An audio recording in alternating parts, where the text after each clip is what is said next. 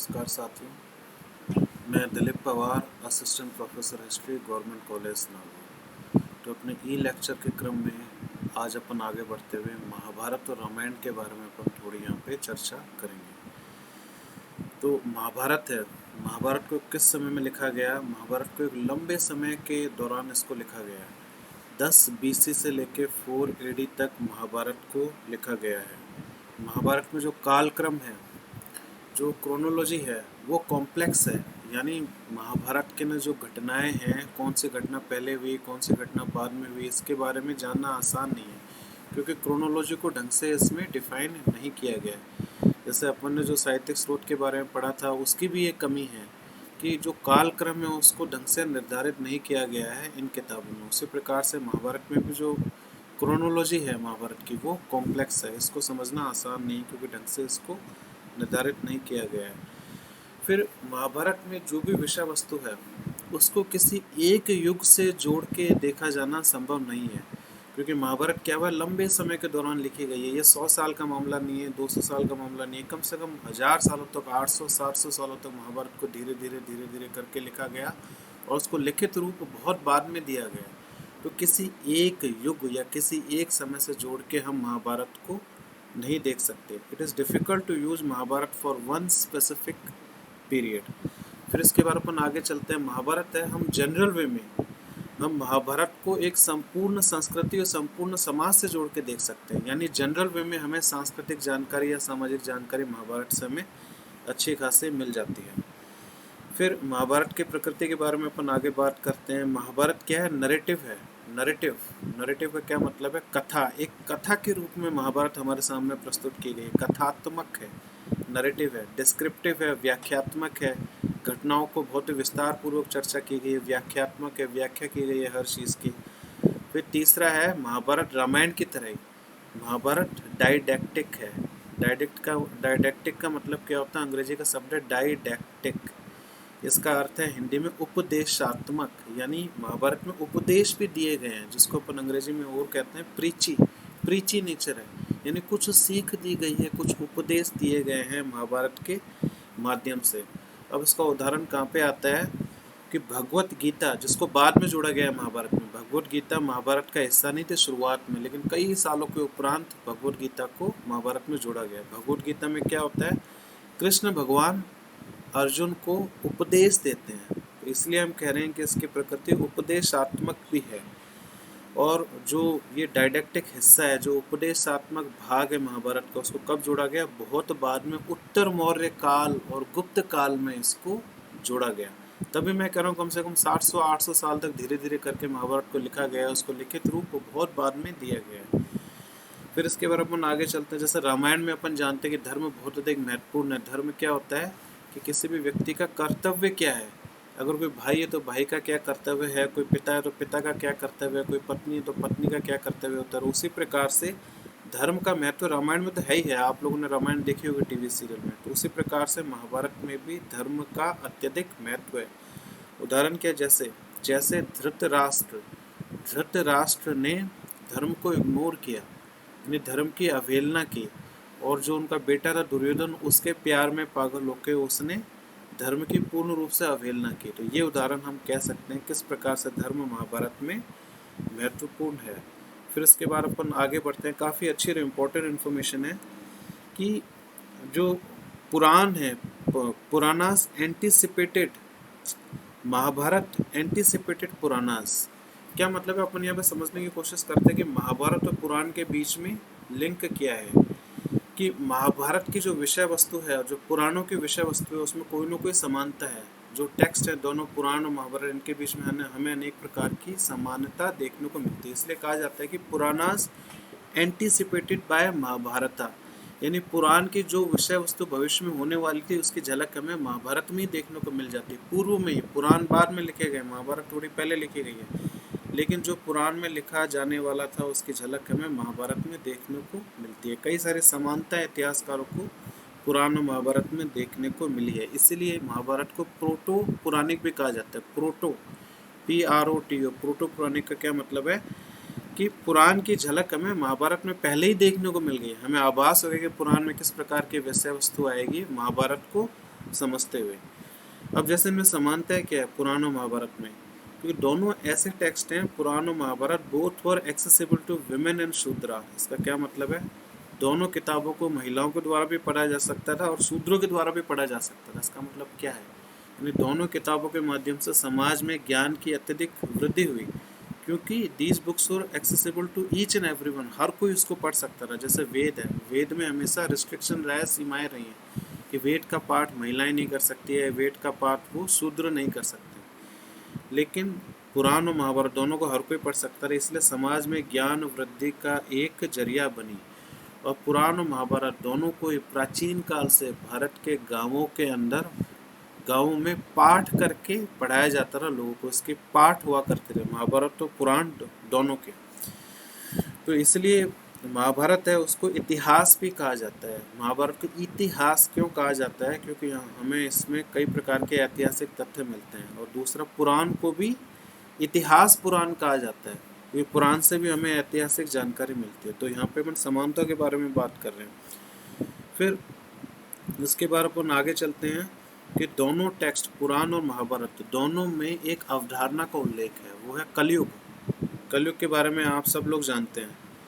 कलयुग में क्या होता है कि जो आज का समय है उसको कई लोग कलयुग मानते हुए अपने बीते हुए समय को बहुत अच्छा है, स्वर्ण काल मानते हैं। वो ये कहते हैं कि आज के समय डी जनरेशन हो गया है, जो नैतिक मूल्य है उसमें गिरावट हो गई, जो सामाजिक मूल्य है उसमें गिरावट हो गई, जो राजनीतिक मूल्य है उसमें गिरावट हो गया। तो ये कलयुग का पीरियड है, कलयुग है आज के समय। तो इसके बारे में कई लोग आज के समय भी बात करते हैं कि भाई कलयुग चल रहा है। अपन अक्सर कहते हैं कलयुग का क्या मतलब है, सामाजिक मूल्यों में संपूर्ण रूप से गिरावट हो जाना। तो इससे कलयुग को अपन और एक्सप्लेन करेंगे, इसका क्या अर्थ निकलेगा, age of Kali, Kali goddess, जो काली जो देवी है उसका युग। यानी इस समय लोगों ने अपने वर्ण की अनुपालना करना पूर्ण रूप से छोड़ दिया था, यानी कोई व्यवस्था ही नहीं बची थी। तो कलयुग का जिक्र कर रखा है महाभारत में, कलयुग का जिक्र पुराण में भी कर रखा है। और इसीलिए कलयुग से परेशान होकर लोगों ने अपने भूतकाल को बहुत अच्छा माना। They looked back at there history. तो अपने कलयुग का जो अपना पुराना समय है उसको लोगों ने काफ़ी अच्छा माना, अपने भूतकाल के समय को आज के समय की आलोचना करते हुए। और महाभारत में किस प्रकार के मानवीय मूल्य के बारे में जानकारी दी गई है, जैसे वीरता, बहादुरी की चर्चा कर रखी है, सम्मान की चर्चा कर रखी है, ऑनर की चर्चा कर रखी है, कर्तव्य निष्ठा की भी चर्चा कर रखी है। तो कुछ मानवीय मूल्यों के बारे में भी हमें उदाहरण देखने को मिलते हैं, इसकी जानकारी भी हमें मिलती है। फिर अपन और बात करते हैं, जैसे महाभारत में, जैसे मैंने कहा भगवत गीता का एडिशन, इसका जुड़ाव बाद में हुआ है महाभारत के अंदर। तो भगवत गीता के साथ ही एक अवधारणा महाभारत में शामिल हुई जिसको कहा जाता है अवतारवाद। अवतारवाद की धारणा क्या है, जैसे विष्णु के कई सारे अवतार हैं जिन्होंने पृथ्वी पे जन्म लिया है, पृथ्वी में जो भी अत्याचार है उसको खत्म किया है। तो भगवत गीता के साथ ही अवतारवाद को महाभारत में शामिल कर लिया गया, यानी भगवत गीता में अवतारवाद का जिक्र मिलता है। और इसी अवतारवाद की अवधारणा को पुराण में आगे चल के और अधिक विकसित किया गया, इसी अवधारणा को। तो पुराण से भी हमें अवतारवाद की जानकारी मिलती है और महाभारत से भी हमें अवतारवाद की जानकारी मिलती है। जैसे एक और पहलू है भगवत गीता में, अपन जानते हैं क्या हुआ, कृष्ण भगवान ने अर्जुन को उपदेश दिए। अब इसके माध्यम से हमें क्या पता लगता है कि जो अर्जुन है उसने अपने आप को पूर्ण रूप से सरेंडर कर दिया कृष्ण भगवान के प्रति, अपने आप को समर्पित कर दिया कृष्ण भगवान के प्रति।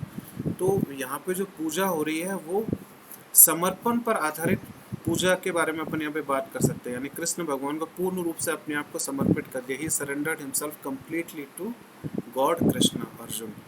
तो यह जो पूजा की पद्धति है जिसको अपन भक्ति भी कह सकते हैं, क्योंकि भक्ति में भी यही होता है कि इंसान अपने आप को भगवान के चरणों में पूर्ण रूप से समर्पित कर देता है। जो समर्पण का भाव है वही भक्ति का मूल आधार है। तो यह जो पूजा की पद्धति है भिन्न है किससे, जो वैदिक पद्धति है पूजा की, क्योंकि जो वैदिक पद्धति है उसके अंतर्गत खूब सारे यज्ञ करने हैं, खूब सारा पूजा अर्चना करनी है।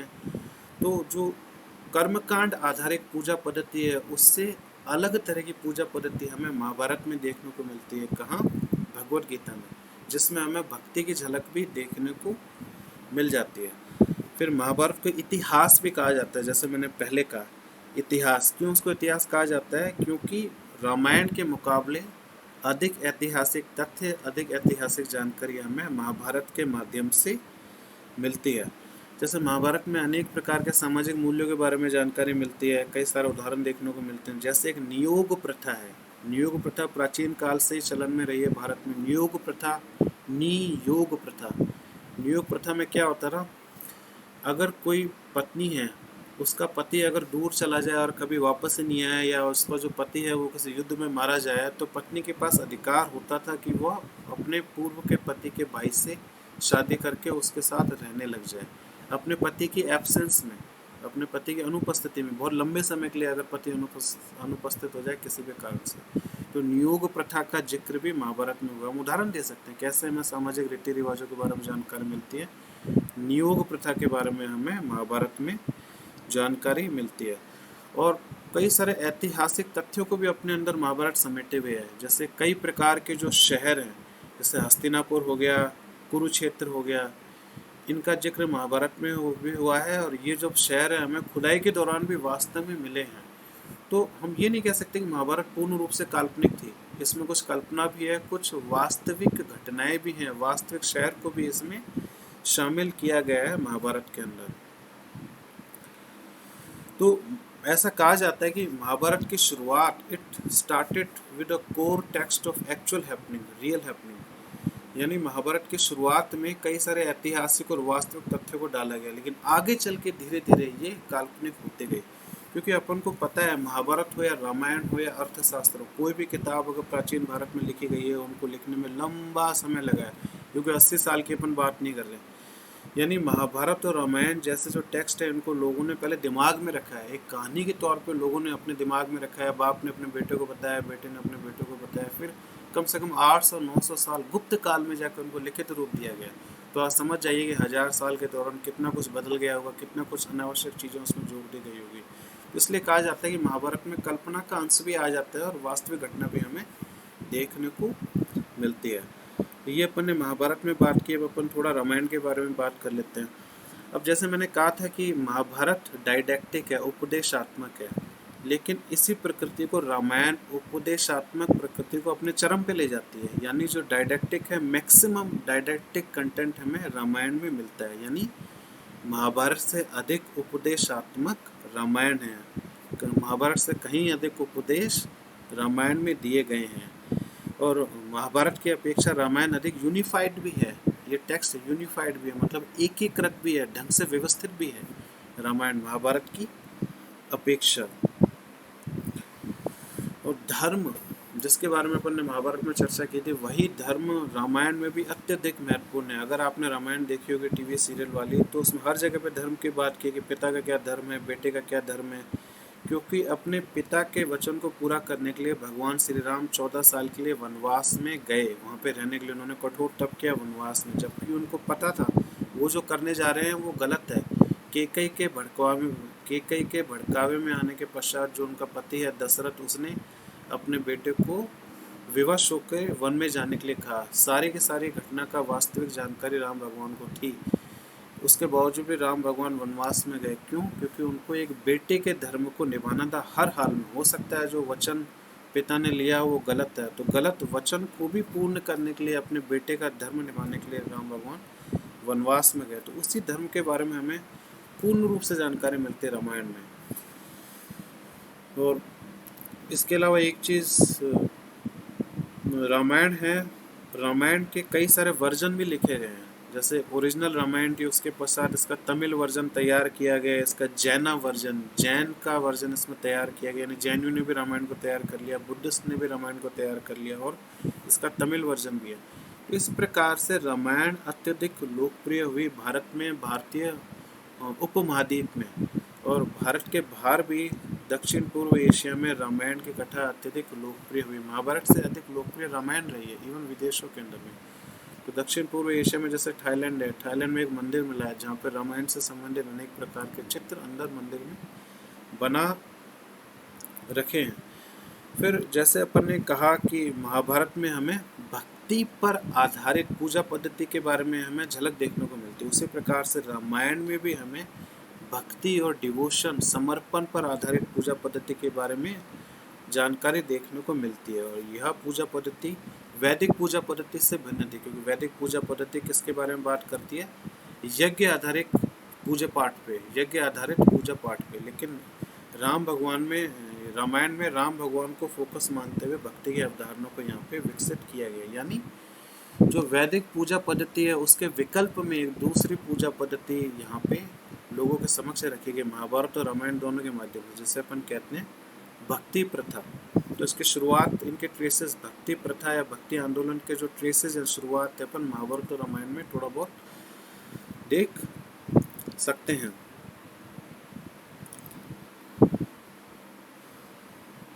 तो इसी के साथ ही जो अपन ने थोड़ा सा डिस्कशन किया है महाभारत और रामायण पे, उसको अपन यहीं पे अंत करते हैं। तो जो मैं कहना चाह रहा हूँ वो ये है कि जो इन्फॉर्मेशन मैंने आपको दी वो आपको किसी किताबों में नहीं मिलने वाली, क्योंकि इस इन्फॉर्मेशन को मैंने खुद ने कई सोर्सेज से कलेक्ट करके यहाँ पे लिखा है। बेसिक इन्फॉर्मेशन आपको बेशक किताबों में मिल जाएगी, लेकिन जो एडवांस इन्फॉर्मेशन है जिससे आपका आंसर वाकई बहुत अच्छा हो सकता है, आप हायर एग्जामिनेशन में इस तरह की इन्फॉर्मेशन को यूज कर सकते हैं, इवन ग्रेजुएशन और पीजी एग्जाम में भी इस तरह की इन्फॉर्मेशन को यूज कर सकते हैं, क्योंकि मेरे नोट्स हैं वो सिविल सर्विसेज मेंस के हिसाब से बनाए हुए हैं। तो काफ़ी एडवांस्ड और हायर लेवल के नोट्स हैं, तो इससे आपको ज़रूर ही फ़ायदा होगा।